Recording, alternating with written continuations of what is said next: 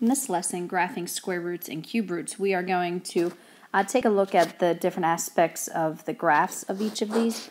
So back in Unit 1 we talked about quadratics, and quadratics had also a parent function.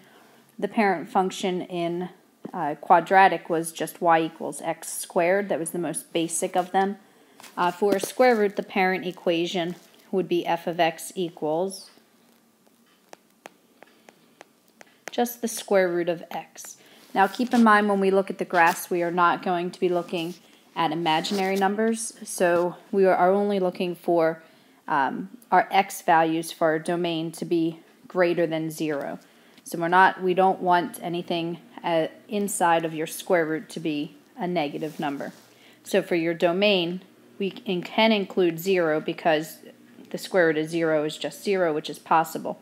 And then any other number greater than 0 would work inside of a square root. Now keep in mind, this is the domain and range of the graph of only the parent functions. We're going to be translating them here in just a minute. And the range, well, if 0 is the smallest x value we can have, and we plug 0 in, so 0 is the smallest, take the square root of 0, so the smallest y value is also 0. And that can be bigger than 0 as well. And then the graph of that, I'm just going to write a little sketch. The graph of a square root will look like that. It looks like half of a quadratic that's sitting on its side because we only have the positive square root of x. We don't have the negative square root of x. For a cube root, the parent equation would be f of x equals the cube root of x. Again, that's the most basic of all cube roots that we have.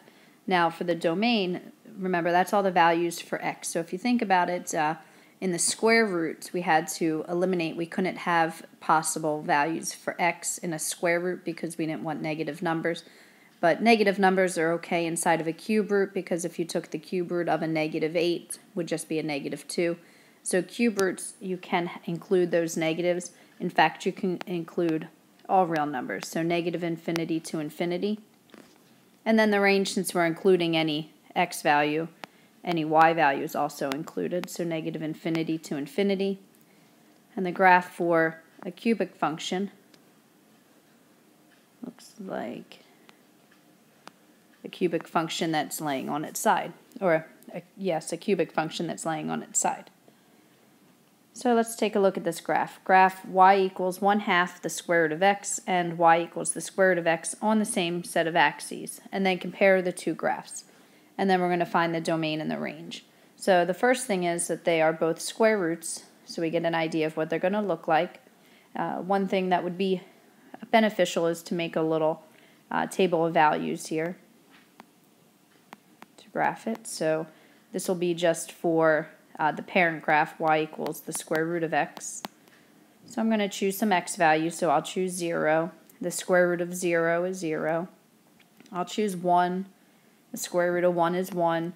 And when I'm choosing these values, I'm going to choose values that are perfect squares so that I could take the square root of them. So the next one would be 4. So the square root of 4 is 2. And then the last one I'll choose is 9. And the square root of 9 is 3. I'm going to go ahead and graph that on this graph on the right. And I'm going to use the same color that I just used in my table so that it's color coded. So we have 0, 0, 1, 1, 4, 2, and 9, 3.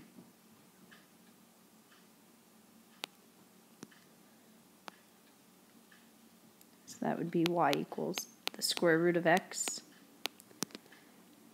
And then I'm going to change colors here, and I'll do the 1/2 the square root of x.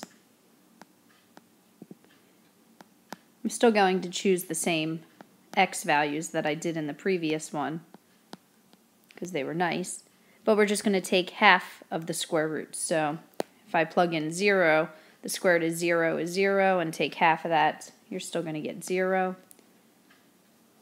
And then we have 1, the square root of 1 is 1, times 1/2 is just 1/2.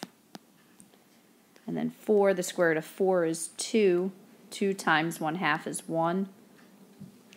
And then the square root of 9 is 3. 3 times 1/2 is just 3/2, which is 1.5. I'm going to try to zoom in a little bit to make it easier to graph.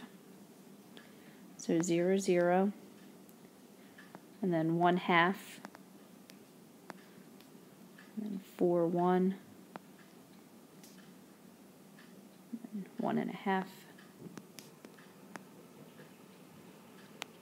So as you can see, this 1/2, the square root of x, has collapsed and compressed closer to the x-axis.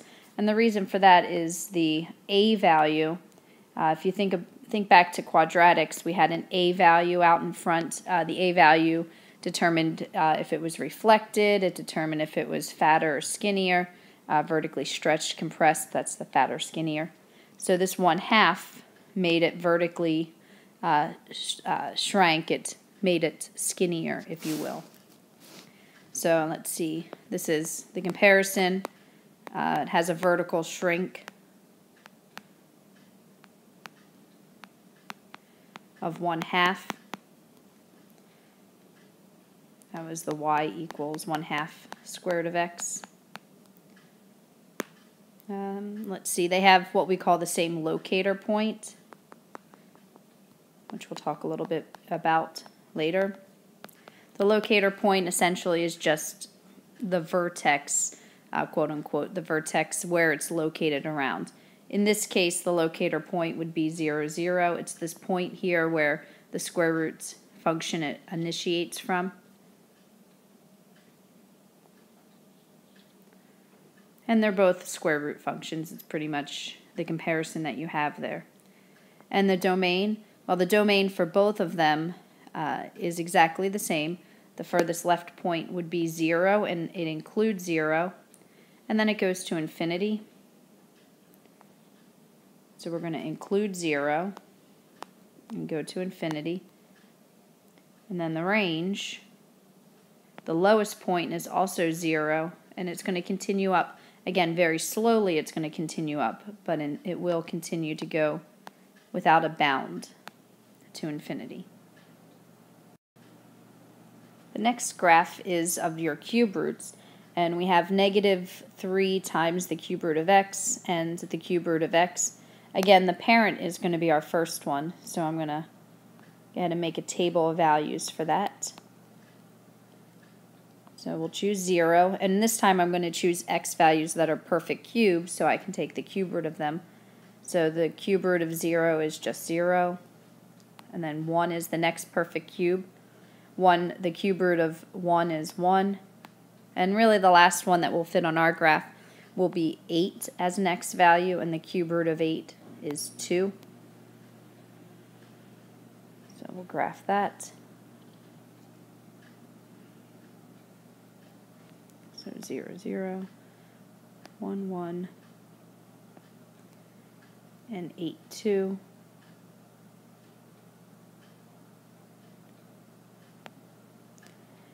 Now remember, a cube root also goes in the other direction, so we're going to go ahead and choose some other points to add on to here. We can choose -1, because the cube root of -1 is -1.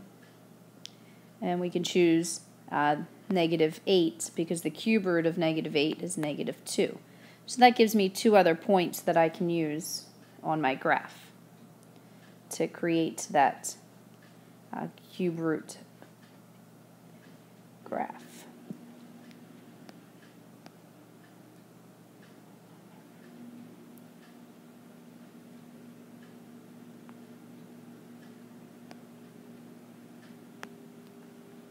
So that'll be y equals the cube root of x. And the next one that we have to graph is -3 times the cube root of x.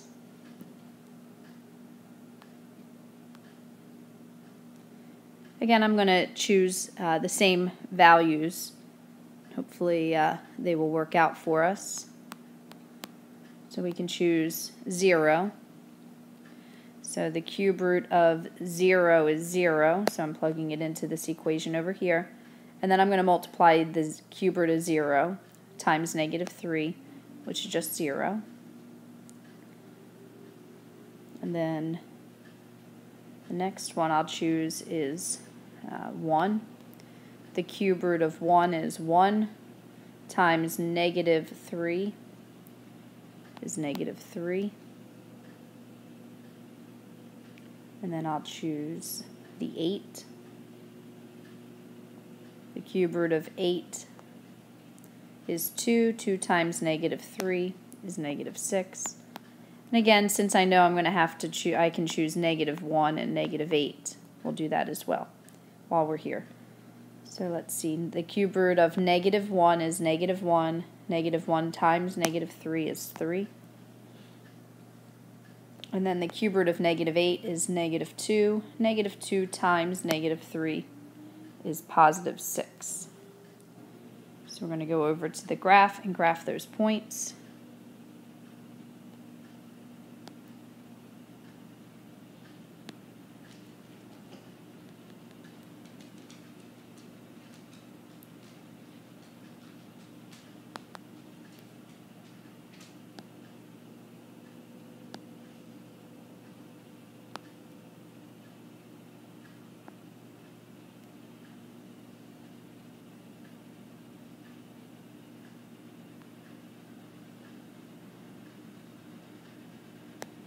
So now for this one, they're not exactly they don't look to be exactly the same shape.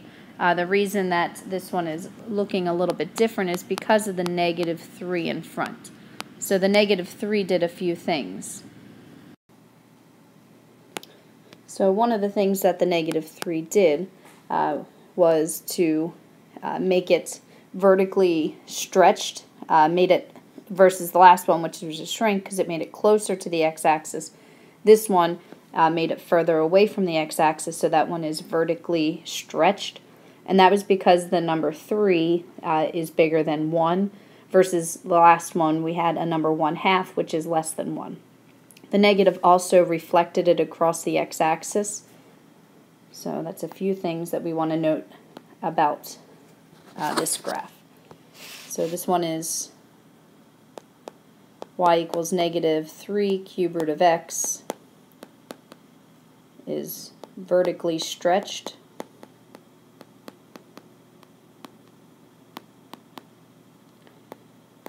by a factor of 3, and also it's reflected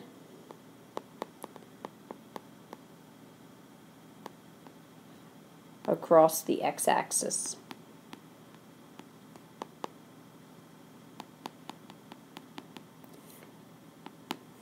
And the domain and range for these are both the same. The domain for both of them is negative infinity to infinity, and the range also negative infinity to infinity.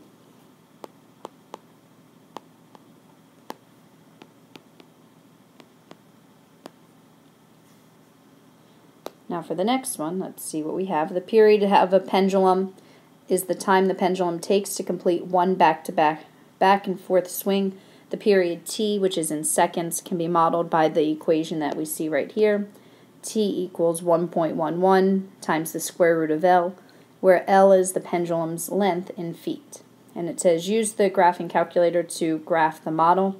And then we're going to use the graph to figure out how long the pendulum is with a period of 3 seconds. So if you haven't already done so, go ahead and get a graphing calculator, or you want to type this in to Desmos.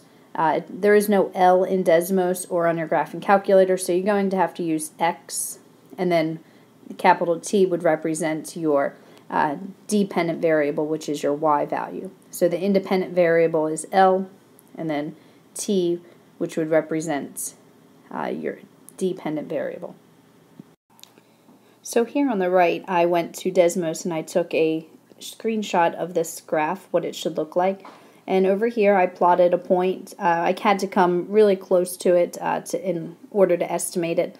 Yours probably doesn't exactly have a 3, but just a few things that we should note about this graph itself. The x-axis would be the length of the pendulum. So the length of the pendulum is the independent variable because the period, which is your dependent variable, which is your y value, is dependent upon the length of the pendulum. So therefore, we talk about independent versus dependent. So in this case, the period depends on the length. So it's asking us how long the pendulum is with a period of 3 seconds. So I had to find where my y value is 3. And then looking at the graph, it's the x value, which is your length of your pendulum. And it was approximately 7.3 feet. In this key concept, we're going to talk about the translation of these radical functions, the square roots and cube roots. So step 1 is to make a sketch of its parent.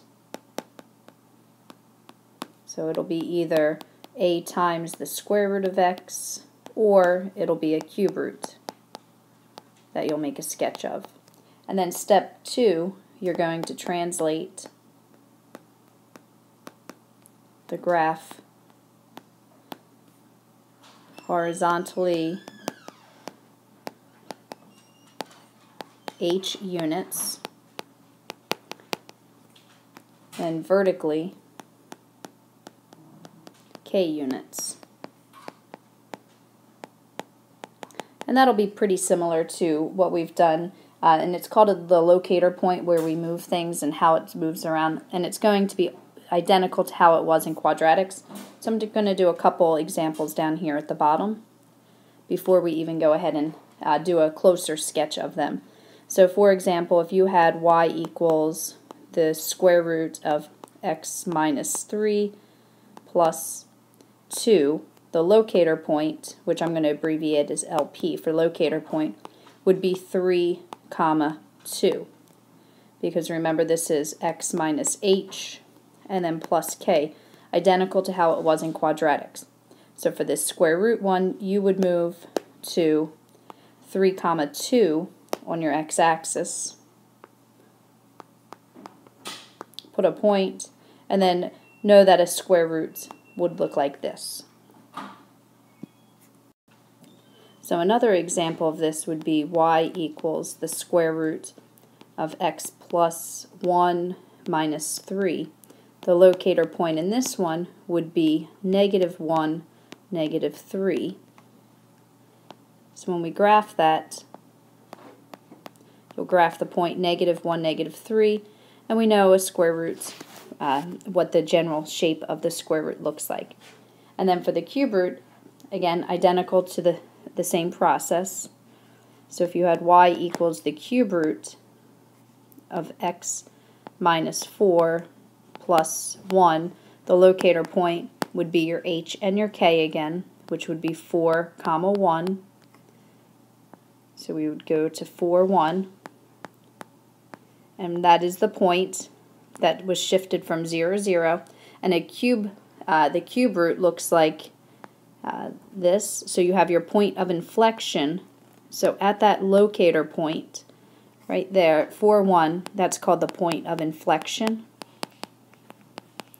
And that's just where it goes from concave up to concave down. So it looks, usually when I graph my cubic functions, I graph them, or my cube root, I graph them from the locator point to the right, and then I go back to the locator point and go to the left.